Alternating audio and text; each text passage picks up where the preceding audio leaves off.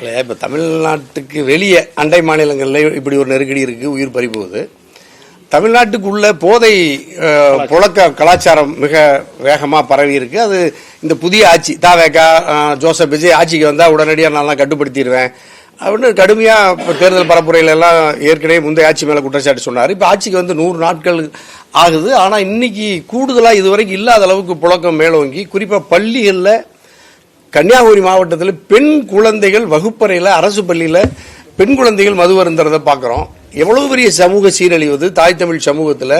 பள்ளி கல்லூரிகளில் ஒழுக்கமும் நீதியும் முதன்மையாக கற்பிக்க வேண்டிய இடத்துலயே மது அங்கே எவ்வளவு தாராளமாக கிடைக்கிறது மிக ஆச்சரியமாக வியப்பாக இருக்குது. இதுவரைக்கும் நம்ம தமிழ்நாட்டு சமூக அரசியல் சூழலில் இல்லாத ஒன்று.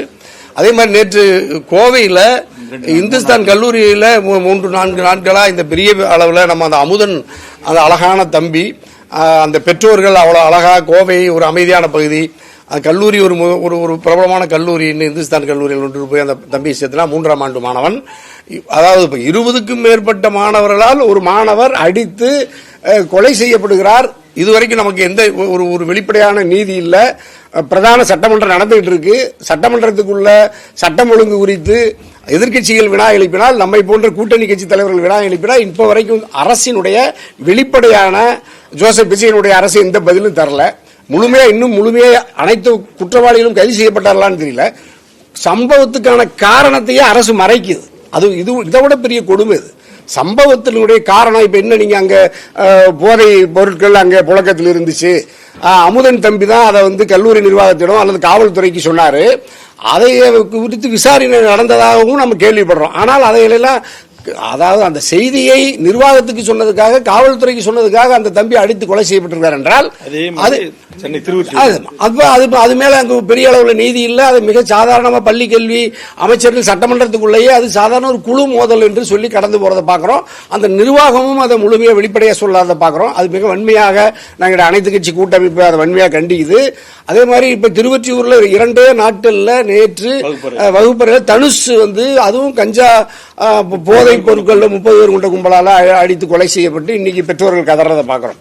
அப்ப பள்ளியில கல்லூரிகளே போதை சந்தைகளாக கேந்திரங்களாக மாறுவது, அதை விநியோக மையமாக மாற்றுகிற அளவுக்கு ஒரு சமூகம் சீரழிந்திருக்கிறது. அதை இந்த ஜோசப் விஜய் அரசு வேடிக்கை பார்க்கிறது, கட்டுப்படுத்தல. ஆனா இதை எப்படி நம்ம கட்டுப்படுத்தி இந்த சமூகத்தை நல்வழிப்படுத்தி ஒழுங்குபடுத்துறது? அப்ப நம்ம ஒரு முதல் தலைமை பட்டதாரிகளா அந்த பெற்றோர்கள் பட்டியலிட சமூகத்தை சேர்ந்தவங்க எவ்வளவு சிரமப்பட்டு அந்த பெற்றோர்கள் கதறி அழுகிறத நம்ம கண்ணீரோட பாக்குறோம். எப்படி நம்பி பள்ளிக்கு பெண் பிள்ளைகளை அனுப்புனா அது மதுவுக்கு இரையாகி கிடக்கு, ஆண் பிள்ளைகளை அனுப்புனா நீங்க அதுகளும் உயிருக்கே ஆபத்து, உயிர் அச்சம் இருக்கு. இதெல்லாம் சட்டமன்றம் நடந்துகிட்டு இருக்கிற பொழுதே நடக்குது. இதெல்லாம் என்ன சட்டம் ஒழுங்கு இந்த தமிழ்நாடு அரசு காவல்துறை பராமரிக்குது? ஆகவே இந்த அனைத்து கட்சி கூட்டத்தில் எங்களுடைய கூட்டமைப்பு சார்பாக மிக வன்மையா தமிழக வெற்றி கழகத்தினுடைய அரசை, ஜோசப் விஜய் அரசை இரும்பு கரம் கொண்டு போதையை கட்டுப்படுத்துறதுல உங்களுக்கு என்ன சிரமம்? தேர்தலுக்கு முன்பு எப்படியெல்லாம் வீரவசனம் பேசுறது ஜோசப் விஜய், தேர்தல் கடந்து 100 ஆண்டுகள் முதலமைச்சரானவர் 100 நாள் ஆயிருச்சு. சம்பவம் தொடர்ந்து பள்ளியில் மாணவர்கள் படுகொலை செய்யப்படுகிற அளவுக்கு சட்டம் ஒழுங்கு சீரழிந்து கிடக்கிறது. பெண் பிள்ளைகளை பாதுகாப்பு இல்லை. ஆனா இதையெல்லாம் ஒழுங்குபடுத்துறதுல உங்களுக்கு கவனம் இல்லை. மாலையில 24 மணி நேரமும் அரசியல்ல பொது வெளியில் இருக்க வேண்டிய முதலமைச்சர் எங்க மறைஞ்சிருக்கிறீங்க? உங்களுடைய 24 மணி நேரமும் என்ன அரசியல் அல்லது நிர்வாகத்தை கண்காணிக்கிறீங்கிறதே வெளிப்படை இல்லை.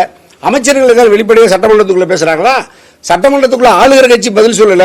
சட்டமன்றத்துக்குள்ள இருக்கிற எதிர்கட்சிகளாவது இதை பத்தி ஒரு கூர்மையான விவாதங்களை பிரதான ஆளுக திமுகவோ அதிமுகவோ பிரதானமா இதை நேர்மையா விவாதிக்கிறாங்களா?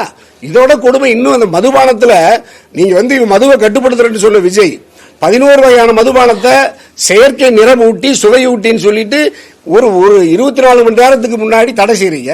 24 மணி நேரத்தில் மதுபான ஆலைகளுக்கு மீண்டும் அதை ஒழுங்குபடுத்தி விற்பனைக்கு மீண்டும் அனுமதிச்சிருக்கீங்க.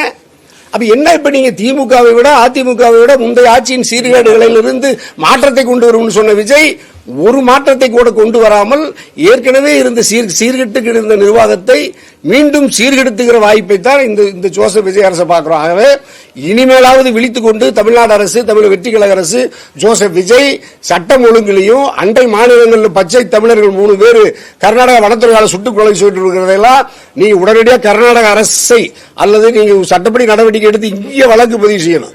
இங்க வழக்கு பதிவு செய்து அந்த வனத்துறையினர் கைது செய்யற அளவு கைது செய்யணும். அந்த இறந்து போன தமிழர்களுக்கு அரசு வேலை கொடுக்க, உங்க கட்சிக்கு மாநாட்டுக்கு வந்து கூட்டத்துக்கு வந்து நெரிசல் இருந்தா அரசு வேலை உச்சநீதிமன்றத்து வரைக்கும் போய் உறுதி செய்றீங்க. 20 லட்சம் ரூபாய் பணம் கொடுத்திருந்தீங்கல்ல, இந்த 3 தமிழர்களுக்கு உடனடியாக அரசு குடும்பத்தினுடைய அரசு வேலை கொடுக்கணும். தமிழ்நாடு அரசு கர்நாடக அரசு கிட்ட இழப்பீட்டை வாங்கி இழப்பீடு கொடுக்கணும். அதே மாதிரி இந்த கல்லூரி போதை பழக்கத்தில் இன்னைக்கு தனுசும் அமுதனும் இறந்திருக்காங்க. அந்த குடும்பத்துக்கு அரசு வேலை தரணும், 1 கோடி ரூபாய் இழப்பீடு தரணும். அது நீங்க கல்லூரி நிர்வாகத்திற்கு அரசு கொடுக்குமான்னு தெரியும். யாராவது ஒருத்தர் கட்டாயமா அதில் கொடுக்கணும். இவைகளெல்லாம் குறித்து தமிழ்நாட்டை ஆளுகிற கட்சியும் பிரதான எதிர்கட்சிகளும் மக்களின் மீது அக்கறை இல்லாமல் இருக்கலாம். 8 கோடி தமிழர்களை உயிருக்கு உயிராக நேசிக்கிற இயக்கங்கள் தான் நாங்க. 24 மணி நேரமும் பதவிகளையோ அல்லது எந்த தடித்த அரசியல் ஆதாயத்தை எதிர்பார்க்காத மக்களோடு மக்களாக இருந்து 24 மணி நேரமும் இயங்குகிற தலைவர் பெருமக்கள் தான் நாங்க. பல்வேறு மக்களுக்காக போராடி பல்வேறு வழக்குகளை சந்தித்து சிறைக்கு போன தலைவர்கள் நாங்க. இப்ப ஆட்சியில் இருக்கிறவங்க எதிர்கட்சிகளும் ஒரு வழக்கு ஒரு நாள் சிறைக்கு போகாதவங்க. இவர்கள் எப்படி நம்மகிட்ட நீதி கிடைக்குமாங்கிற அச்சம் தமிழ்நாட்டு மக்களிடம் இருக்கிறது. ஆகவே தமிழ்நாட்டினுடைய தாய் தமிழ் உறவுகள் 8 கோடி பேர் எங்களுடைய அனைத்து கட்சி இந்த மக்களுக்காக போராடுகிற அனைத்து கட்சி கூட்டமைப்பை மிக வலிமையாக ஆதரிக்கிறார்கள். எதிர்காலத்தில் இதுபோன்ற கல்லூரி மாணவர்கள் போதை பழக்கத்துக்கு இரையாவதை தடுக்காத தமிழக அரசையும், அதே மாதிரி கர்நாடகாவில் இந்த பாதிக்கப்பட்டு உயிரிழந்த 3 தமிழர்களுக்கு நீதியும் சட்டப்படி குற்றவாளிகள் தண்டிக்கப்படுவதையும், மாஞ்சோலை அதே மாதிரி மேகமலையில ஒரே ஒரு மனிதனை கூட வாழ்விடத்தை சிதைப்பதற்கு உச்சநீதிமன்றம் அல்லது அதனுடைய பரிந்துரைத்த கமிட்டியோ மத்திய அரசோ மாநில அரசோ காவல்துறையோ அல்லது துணை ராணுவமோ ஒரே ஒரு மனிதனை கூட அவருடைய வாழ்விடத்திலிருந்து அந்த வாழ்வாதார பகுதியிலிருந்து வெளியேற்றக்கூடாது என்று நாங்கள் எடுக்கிற போராட்டம். காவேரி மேகதாது அணை கட்டக்கூடாது. இந்த போராட்டத்தில் நாங்கள் முன்னெடுத்திருக்கிறோம். நாங்கள் எடுத்த எந்த போராட்டமும் இதுவரை தோற்றதில்லை. ஜல்லிக்கட்டை நாங்கள் தான் போராட்டம் எடுத்தோம். IPL கிரிக்கெட் போட்டியை நாங்கள் தான் நிறுத்தினோம். பல்வேறு போராட்டங்கள் அப்படி எத்தனையோ போராட்டங்கள் வென்ற இயக்கங்கள் நாங்க. ஆகவே இந்த முன்னாடி நாங்கள் எடுத்திருக்கிற இந்த பிரச்சனைகளையும் கட்டாயமா நாங்கள் வெற்றி பெறுவோம். 8 கோடி தமிழ்நாட்டு மக்களின் உணர்வுகளை பிரதிபலிப்போம். எதிர்கட்சியும் தமிழக ஆளுகிற கட்சி வெற்றி கழகமும் இனிமேலாவது திருந்தி இது மாதிரியான மக்கள் விரோத சிக்கலில் இருந்து சட்டம் ஒழுங்கை சீராக்கி மக்களை பாதுகாப்பாக வைக்கணுங்கிறத எங்களுடைய வேண்டுகோளா வைக்கணும்.